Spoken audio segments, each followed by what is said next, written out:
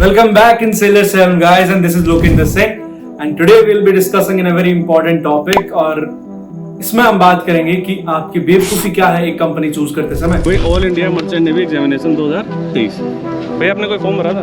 नहीं। आपने फॉर्म भरा था भैया? नहीं। आपने भरा था फॉर्म? नहीं sir. Because when we are choosing a company, there are three main things we look for, right? First, stipend. Second, you look for the waiting period.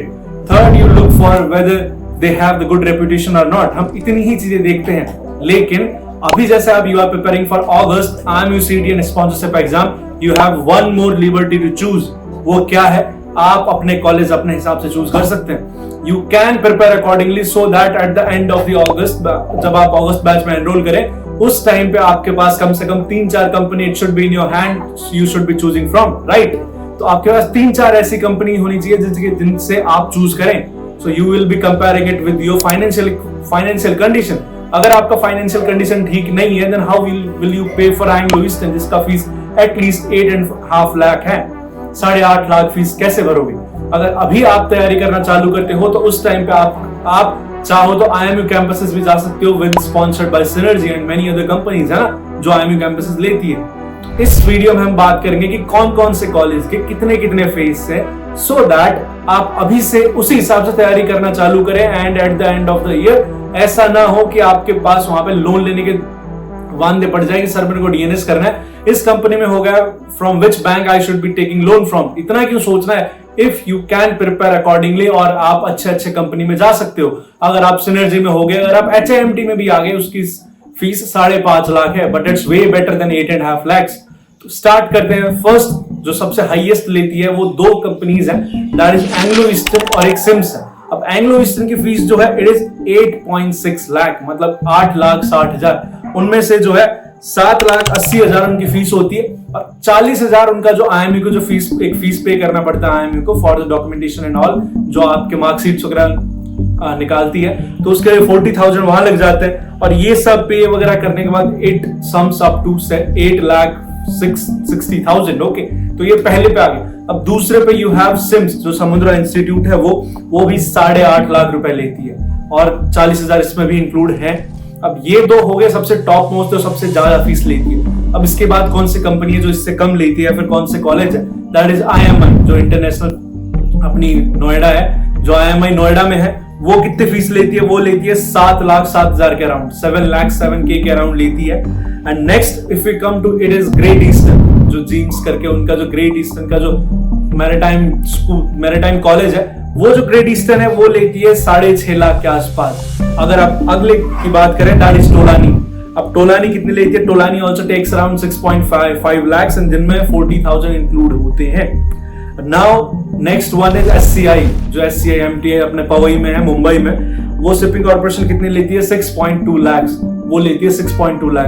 अगर अगले की बात करें, इट नाउ, जिसमें हमने पढ़ाई करी HIMT, उस टाइम इतनी फीस नहीं थी, अब उन्होंने बढ़ा दिया। नाउ जो लेटेस्ट उनका रिवाइज्ड DNS की फीस है, दैट इज 5,10,000 के अराउंड, जो मतलब सब कुछ उनका कॉस्ट एंड डिपॉजिट एंड 40,000 उनका जो IMU का फीस है वो सब पे करके इट कम्स अराउंड 5,10,000।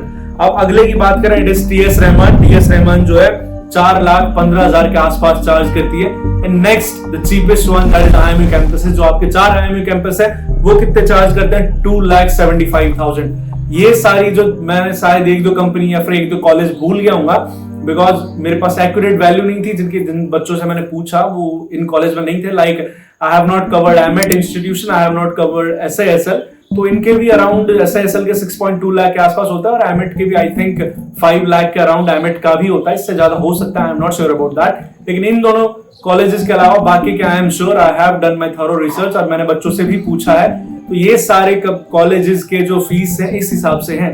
तो अब ये बताने का मेरा मकसद ये नहीं है कि आप बाद में अभी डिसाइड करो क्या करना है, बट इससे ये है कि आप अभी से इस हिसाब से प्रिपेयर करो कि आप IMU कैंपसेस में जा सको, जिसमें आप 2,75,000 में अपनी DNS कंप्लीट कर सको विद अ गुड कंपनी। ना कि आप एंग्लो ईस्टर्न में का होप लगा के 8.5 लाख में, या फिर सिम्स का होप लगा के 8.5 लाख में अपने DNS कंप्लीट करो। उसके बाद भी यार if you include your form application charges, इधर उधर का ट्रैवल एक्सपेंसेस, फिर बाद में और भी बहुत सारे चार्जेस होते हैं, उन सबको मिला के 9-10 लाख तो यहीं पे हो जाएगा। और इन सब से मेरा कहने का मकसद क्या है कि अगर आप ये सब डिसाइड करते हैं, तो जैसे स्टाइपेंड डिसाइड करते हैं, सपोज सिनर्जी का स्टाइपेंड 550 से 590 वेरी करता है। तो यू कैन कैलकुलेट कि 18 महीने में आप कितना कमा सकते हैं ताकि आप डीएनएस कंप्लीट करने के बाद उतने बेनिफिट में हो, because after that you have to do your second mate courses also. आप थर्ड ऑफिसर बनने के लिए तो वहां पे भी चार्जेस लगते हैं, बट अपने मर्चेंट नेवी में चार्जेस शुरू में लगते हैं, हाँ बाद में रुपए हैं, लेकिन शुरू में भी you have to do everything meticulously.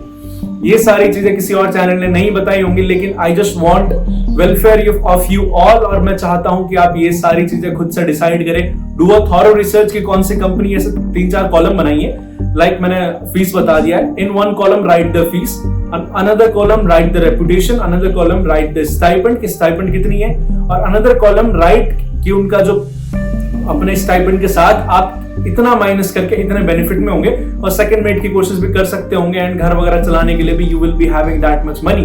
तो ये सारी चीजें आपको कैलकुलेट अभी से करनी पड़ेंगी, और इन्हीं इंफॉर्मेटिव चीजों के साथ, हाँ, और अगर आप कहीं बैच ज्वाइन नहीं कर रहे हैं, and if you are interested in our batch, it is only for 3999। आप अगस्त तक की स्पॉन्सरशिप एंड IMUCT की प्रिपरेशन आप हमारे साथ कर सकते हैं। और इन्हीं बातों के साथ Lokinder signing off, bye bye, take care.